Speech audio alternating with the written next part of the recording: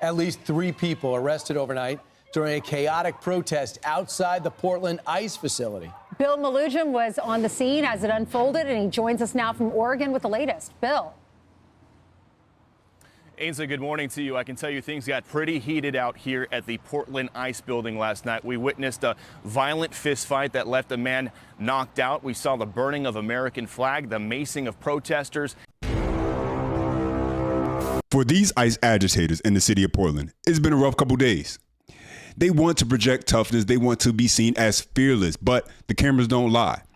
What we're seeing instead are clips of them trembling in fear after vandalizing government property inside of an ICE facility. I'll leave the link to that video down in the description. And if that wasn't enough to shatter the facade, one of them got dropped with a clean knockout, courtesy of a Charlie Kirk supporter. The entire thing caught on camera and has since gone viral.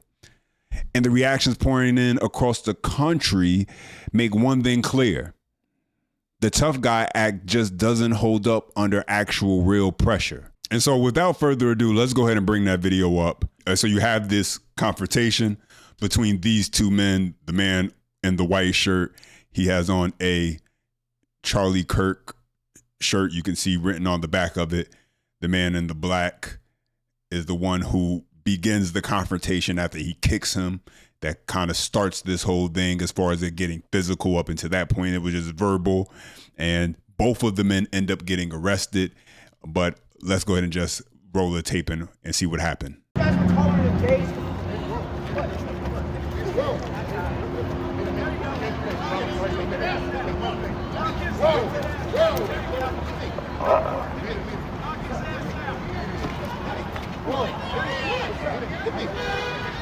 Oh, it's like a sausage!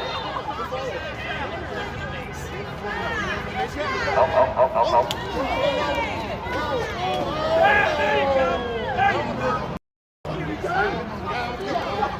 Hey, I think y'all should come get your reptar because he just rolled somebody. You are so ugly. You all saw that, right? Ugly. I know you hate me. H2 Katie. I know you hate me. Your friends call Dude, me I looked at your...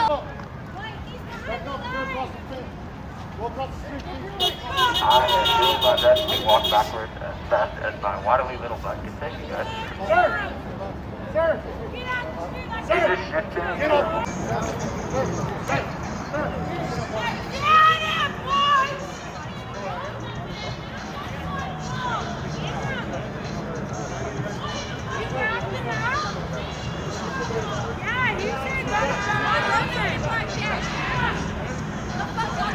Yeah, bye, please. Bye.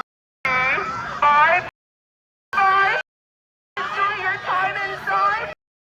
Enjoy your time inside, you stupid little... Bye.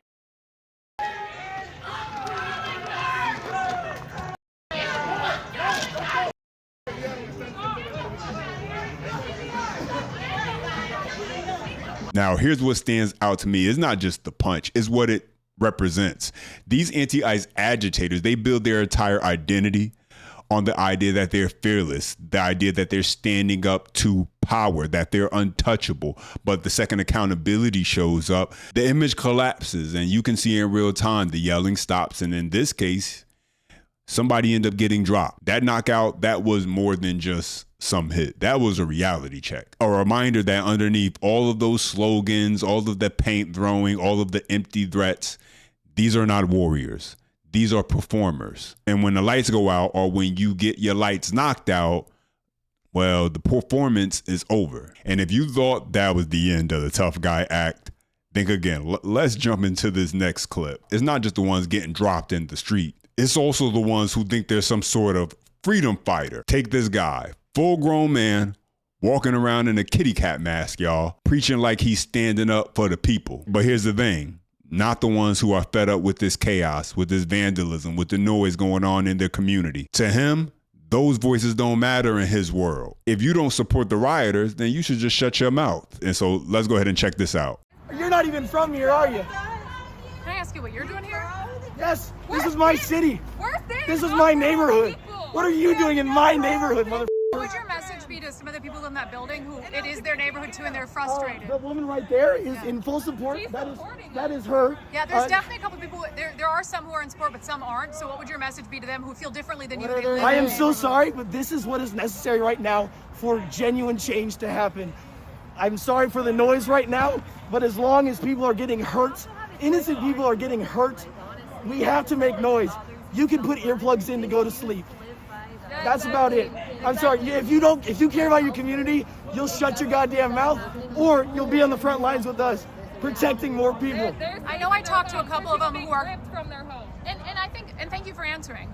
Because there definitely are people in that building who are frustrated, as you know. Like I talked to a woman in a wheelchair today who she says she feels like she can't move around and can't get to where she needs to go. That is also because these people are here. If the fascists were not here, one second. anti-fascists. We're having a nice I'm conversation, actually. and I'm actually having a conversation. Can you not? Well, break no. the ice? I'm having a conversation with you. Yeah. Keep going with that, guys. Shine it more in our eyes, please. Okay, then I'm not going to let you share what you're going to say. I mean, I'll put this on Facebook, but Perfect. if he's going to do that, I'm not going to. Keep following me so that we can shine it more in our eyes. Yeah. Because you are in our neighborhoods, you don't give a about those people. If you gave a about those people, you'd care about the gases that are getting into their homes. We don't have gases that are. Hey, I'm still talking, motherfucker. I don't care. It's always the same script with these guys. If you disagree with them, then they're going to call you a racist, you're a fascist, you're a Nazi. And this is what the Portland Police Department is allowing because they've been told by the mayor of the city to not respond to that area. And so you have people, neighbors, residents who they don't agree with what's going on. They want to be able to have some peace, some quiet. They don't want to hear the noise every night, but Portland police won't respond.